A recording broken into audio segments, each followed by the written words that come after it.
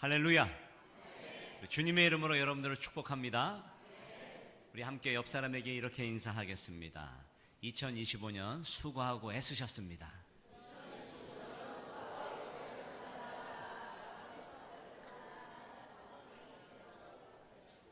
자, 손을 다 이렇게 가슴에 이렇게 얹고 수고했어. 스스로에게 하나님이 오늘 여러분들을 만져주실 줄로 믿습니다. 수고했습니다. 애썼습니다. 스스로를 격려하시기 바랍니다. 마지막으로 한 번 더, 당신이 있어 행복합니다. 우리 옆 사람 보면서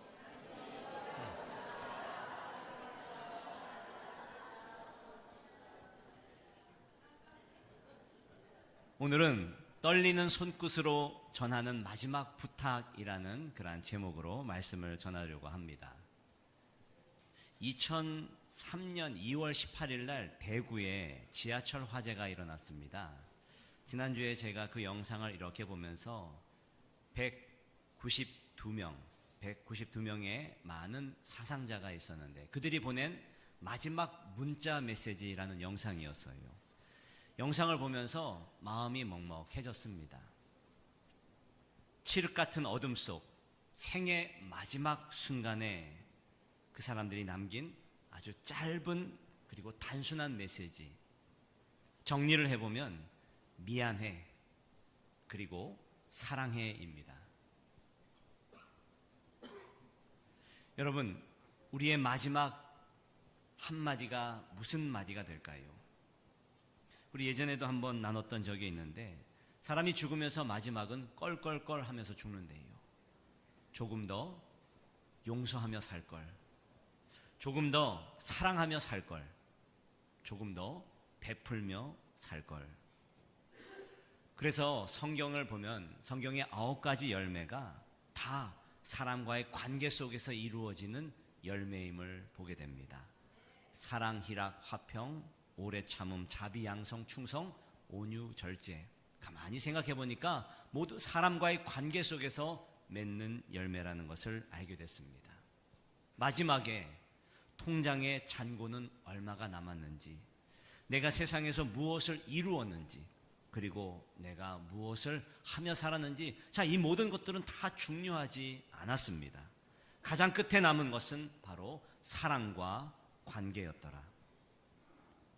오늘 성경에도 인생의 마지막 끝자락에 서 있는 한 노인이 등장을 합니다. 90세가 훨씬 넘은 사도 요한이죠. 그가 지금 편지를 쓰고 있습니다. 예수님의 품에 안겼던 그 젊은 날의 힘은 다 빠지고 마지막 펜을 쥘 힘조차 없는 그가 손을 덜덜 떨며 쓰고 있습니다. 그 떨리는 손끝으로 무엇을 우리에게 남겨주고 싶을까요?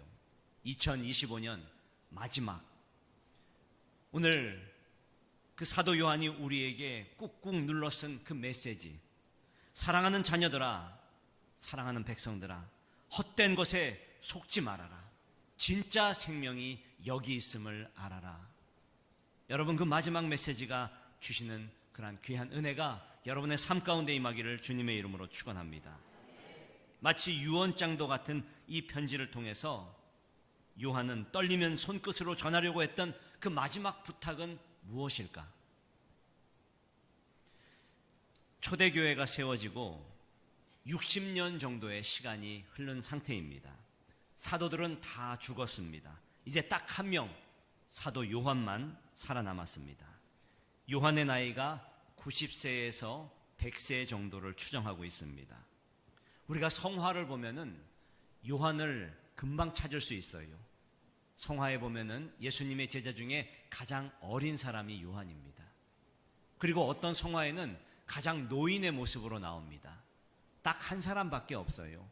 다 죽었기 때문에 나이가 든 사도는 요한밖에 없습니다.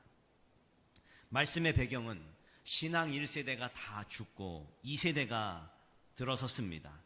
1세대의 뜨거움은 사라지고 열정은 사라진 시대, 마치 모세오경에서 보면 신명기와 같은 시대입니다. 신명기 시대는 어떤 시대입니까? 다 죽고, 신앙 1세대들은 다 죽고 모세와 여호수아와 갈렙만 살아남은 그 시대, 사람은 사람들이 오늘 다음 세대에게 너희는 이렇게 살아라 라고 전했던 그 신명기와 같은 그 시대, 오늘 신약의 신명기와 같은 그런 말씀이 바로 요한 1서입니다. 그의 눈에 비친 다음 세대는 위태로웠습니다. 세상의 유혹 앞에 흔들리고 있고 이단들의 공격 앞에 무서워 떨고 있었습니다. 그래서 요한은 육체는 쇠약했지만 영혼의 힘을 다해 펜을 잡고 있는 겁니다.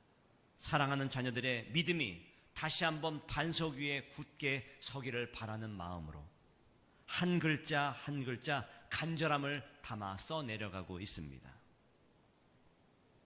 90세 넘은 노 사도가 그 떨리는 손끝으로 우리에게 전하는 세 가지의 메시지를 함께 나눠보겠습니다. 첫 번째는 영생이 있음을 확신해라. 따라해 보겠습니다. 영생이 있음을 확신해라. 본문 13절의 말씀인데 한번 같이 읽어보겠습니다. 내가 하나님의 아들의 이름을 믿는 너희에게 이것을 쓰는 것은 너희로 하여금 너희에게 영생이 있음을 알게 하려 함이라. 아멘. 사도 요한은 분명히 말합니다. 이 세상을 살아가면서 절대로 놓치면 안 되는 것, 영생이 있음을 너희가 알아라. 바로 내 안에 영생이 있다라는 사실입니다. 이 땅을 살아가는 것, 열심히 사는 것 중요하죠. 성공하는 것 필요합니다. 하지만 여러분, 냉정하게 현실을 직시하시기 바랍니다. 저도 언젠간 죽고 여러분도 언젠간 죽습니다. 그러면 오늘 히브리서 9장 27절에 명확하게 선포하고 있습니다.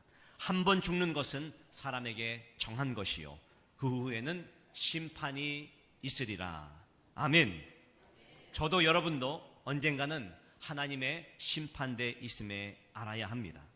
그때 우리를 가르는 분명한 기준은 예수 그리스도를 믿느냐 믿지 않느냐, 영원한 생명이 있느냐 없느냐, 천국이냐 지옥이냐입니다.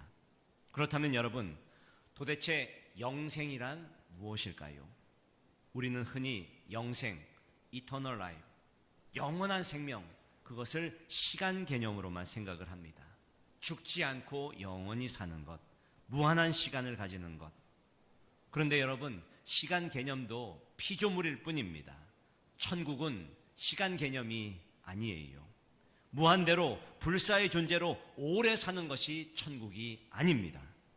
만약 사람이 죽지 않고 영원히 산다면 여러분, 그것만큼 끔찍한 것이 어디 있겠습니까?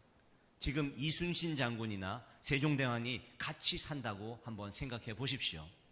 여러분, 그것이 축복이라고 생각을 하십니까? 아닙니다. 물론 빨리 죽고 싶은 사람도 없어요. 그렇지만 늙어서 영원히 살고 싶은 사람도 없습니다.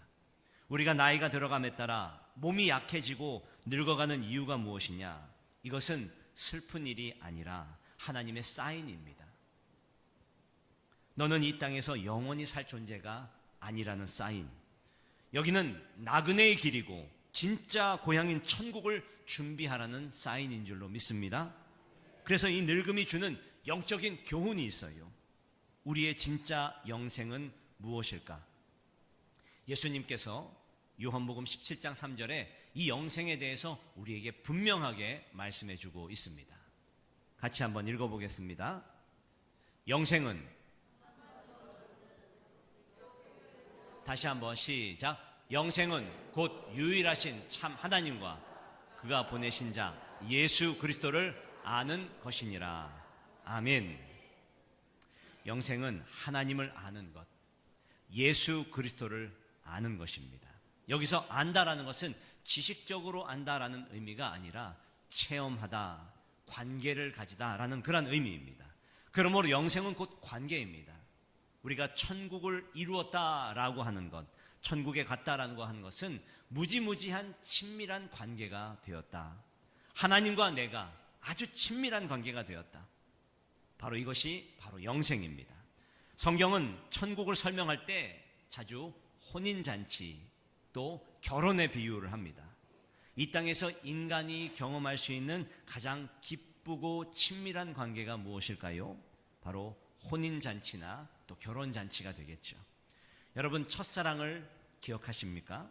가슴 떨리던 고백을 했던 그날, 천신만고 끝에 데이트를 하면서 승낙을 받아냈던 그날, 그 기쁨, 마지막에 사랑하는 사람과 결혼을 청했을 때에 그 고백을 받고 승낙을 받았던 그날, 너무 오래되셔서 기억이 없으시죠?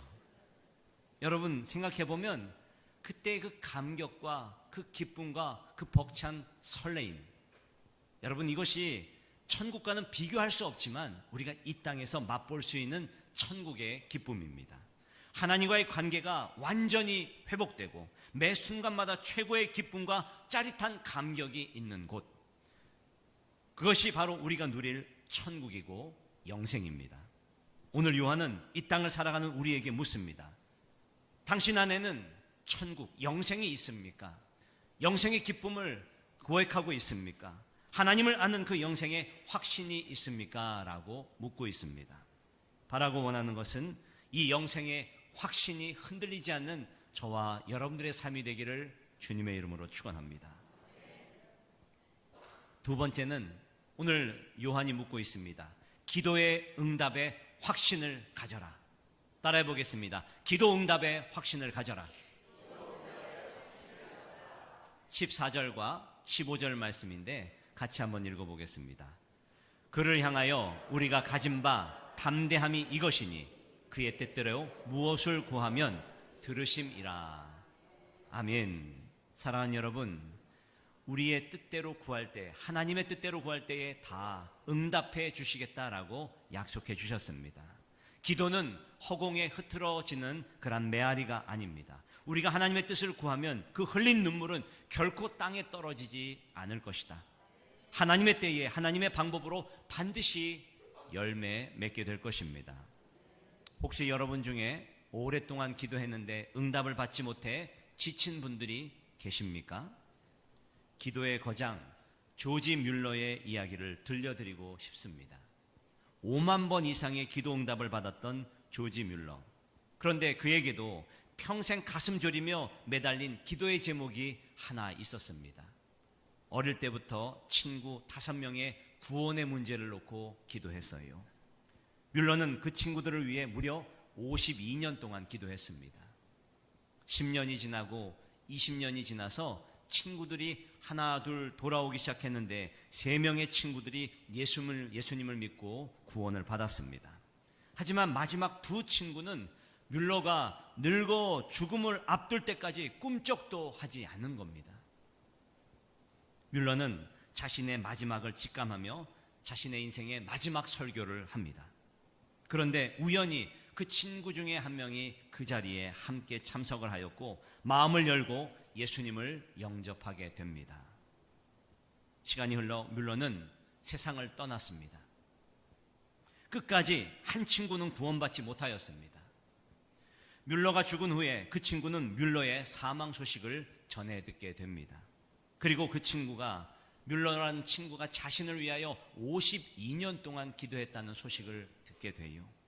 그리고 그 친구 역시 뮬러의 죽음 앞에서 친구의 그 감동 어린 마음 앞에서 무릎을 꿇고 예수님을 영접하게 됩니다. 후에 그 마지막 친구가 영국 전역을 다니면서 이렇게 간증을 했습니다. 뮬러 목사님의 기도는 다 응답받았습니다. 그 마지막 응답이 바로 저입니다. 사랑하는 여러분, 이것이 기도의 능력입니다. 기도하는 사람은 죽을지 모르지만 기도는 죽지 않습니다. 기도는 쌓이는 것입니다. 기도는 심겨지는 것입니다. 그래서 언젠가 반드시 하나님의 때에 꽃 피울 것을 여러분 믿고 확신하시길 바랍니다. 농부를 한번 생각해 보십시오. 농부가 아침에 뜰 때부터, 눈 뜰 때부터 해 질 때까지 그렇게 묵묵하게 밭을 가면서 뿌리는 이유가 무엇일까요? 내가 이렇게 땀 흘려 심으면 반드시 추수할 날이 있다라는 것을 알기 때문입니다. 기도도 마찬가지예요. 기도도 심으면 반드시 거둡니다. 기도는 영적인 농사입니다. 우리가 기도의 가치를 알고 기도의 비밀을 안다면 우리는 절대로 낙심하지 않을 것입니다. 오히려 응답의 확신을 가지고 땅거미가 질 때까지 뿌리는 농부처럼 기도의 열매를 심게 될 것입니다. 마가복음 11장 24절에 분명하게 선포하고 있습니다. 같이 읽어보겠습니다. 무엇이든지 기도하고 구하는 것을 받은 줄로 믿으라. 그리하면 너희에게 그대로 되리라. 믿으시면 아멘 하시기 바랍니다. 요한은 우리에게 말합니다. 하나님의 뜻대로 구하는 자들아, 담대하라. 하나님이 다 듣고 계시다. 우리의 기도는 결코 헛되지 않는다. 우리의 기도는 결코 사라지지 않을 것이다. 비록 내 눈에 더디 보일지라도 내 기도가 응답되고 있음을 확신하고 있다면 어떤 어려움 가운데서도 견뎌낼 수 있는 그런 믿음과 은혜가 여러분의 삶 가운데 임하기를 주님의 이름으로 축원합니다. 우리의 기도는 결코 사라지지 않습니다. 우리의 기도는 반드시 응답될 것입니다. 그러므로 매 순간순간마다 기도의 씨앗을 심는 저와 여러분들의 삶이 되기를 주님의 이름으로 축원합니다. 마지막 세 번째, 사도 요한이 전하는 메시지, 우상에게서 너희 자신을 지켜라. 따라해 보겠습니다. 우상에게서 너희 자신을 지켜라. 90세가 넘는 노사도가 떨리는 손으로 우리에게 주는 가장 엄중한 경고와 말씀입니다. 21절 말씀을 한번 읽어보겠습니다. 시작. 자녀들아, 너희 자신을 지켜 우상에게서 멀리하라. 요한일서의 제일 마지막 메시지는 우상을 멀리하라라는 것입니다. 요한이 펜을 놓으며 마지막 유언과 같은 그런 메시지를 남기는 말입니다. 여러분, 우상이 무엇입니까? 돌에 절하고 나무에 절하는 것, 요즘 그런 사람 별로 없죠. 우상이란 하나님보다 더 사랑하는 것, 하나님보다 더 의지하는 것이 우상입니다. 하나님 사이에, 그리고 하나님과 나 사이에 끼어들어 하나님과의 교제를 방해하는 것, 이것이 바로 우상입니다. 마귀는 교묘합니다. 마귀는 전략적입니다. 마귀는 나쁜 것을 주면서 우리에게 유혹하지 않아요. 마귀는 좋은 것을 주면서 가장 좋은 것을 뺏어가는 전략을 씁니다. 예를 들면 사업이 잘 됩니다. 돈을 많이 법니다. 자, 그래서 참 좋은 일이죠. 그래서 예배드릴 시간이 점점 없어지는 것. 가장 좋은 것을 주고 가장 좋은 것을 뺏어가는 것이 마귀 사탄의 전략입니다. 돈 세느라 바빠서 기도할 시간이 없는 것. 여러분, 좋은 일을 통해서 가장 좋은 것을 빼앗기는 것. 주말마다 사업을 위해 비즈니스 때문에 하나님을 만날 시간이 점점 사라지게 되는 것. 그렇다면 여러분, 그 성공한 사업이, 그 넘치는 물질이 우리에게는 우상이 될 수 있음을 여러분 꼭 명심하시기를 바랍니다. 골로새서 3장 5절에 무섭게 선포하는 말씀이 있습니다. 같이 한번 읽어보겠습니다. 그러므로